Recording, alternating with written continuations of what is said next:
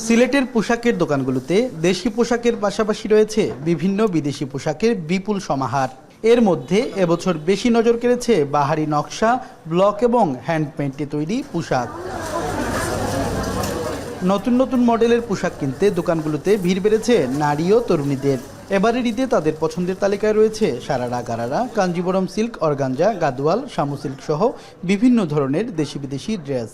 তবে বিক্রির তালিকায় এবছর শীর্ষে রয়েছে পাকিস্তানি পোশাক। থ্রি পিসগুলো আছে, কালেকশনগুলো ভালো, প্লাস শাড়িও আছে।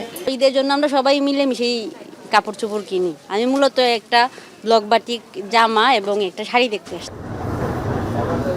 ঈদকে কেন্দ্র করে প্রিয়জনের মুখে হাসি ফোটাতে অন্যান্য দোকানগুলিতেও জমে উঠেছে বেচাকেনা। তবে দাম কিছুটা স্থিতিশীল ও আইন শৃঙ্খলা পরিস্থিতি নিয়ন্ত্রণে থাকায় স্বস্তিতে রয়েছেন ক্রেতারা।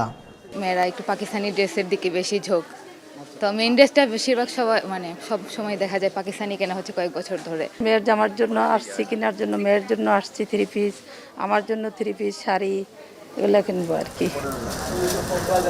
ক্রেতাদের পছন্দ অনুযায়ী নতুন বাহারি পোশাকের সমাহার সিলেটের সব মার্কেটে।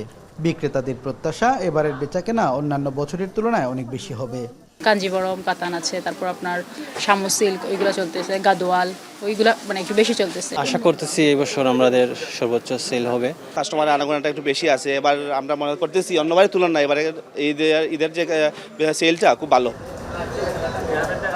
আসন্ন ঈদ উল ফিতরে হাজার কোটি টাকা বেচাকেনার প্রত্যাশা সিলেটের ব্যবসায়ীদের।